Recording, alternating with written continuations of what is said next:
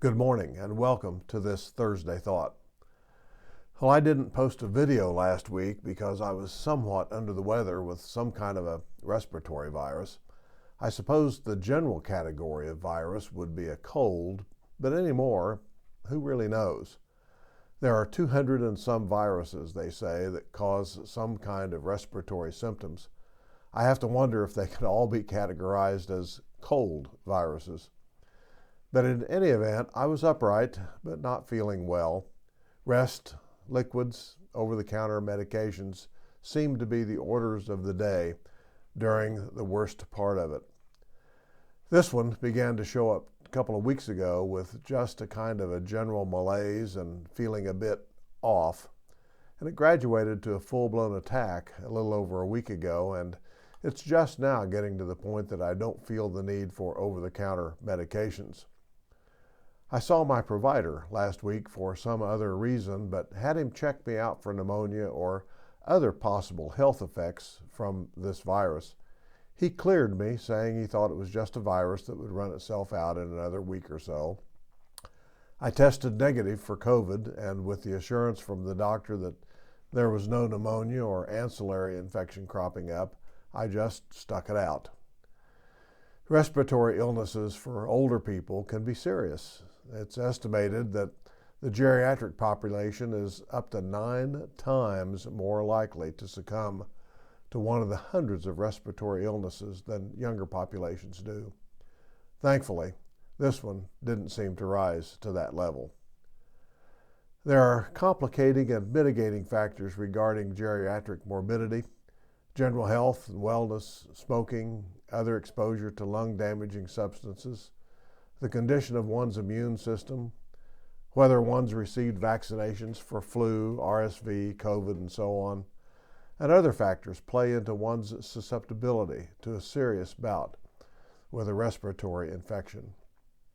Now, I don't intend for this to be a medical treatise on respiratory illnesses and ailments, but I do believe that caring for ourselves properly can go a long way toward a better outcome when we become under the weather with some kind of respiratory illness. Of course, the time to do a lot of the caring comes long decades before the age of geriatrics.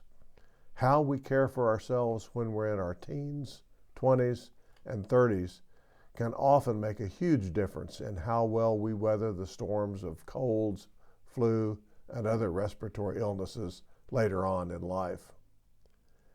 Yet those ages, those teens, 20s, and 30s, those are often the times when we're the least careful. We seem to have lots of energy then. We're relatively healthy then. We often think of ourselves as pretty much invincible, not concerned about how things might be 3, 4, 5 decades later. Yet the damage, even though unseen and unfelt back then, is done. And that damage comes front and center decades later when some kind of an illness hits. We don't have the reserves we once had. We're in a weakened condition. And some of us never get back out of the hole that the illness has put us into. Well, as is often the case, God has something to say about how we care for ourselves. There are scriptures which talk about physical, mental, emotional, and spiritual self-care.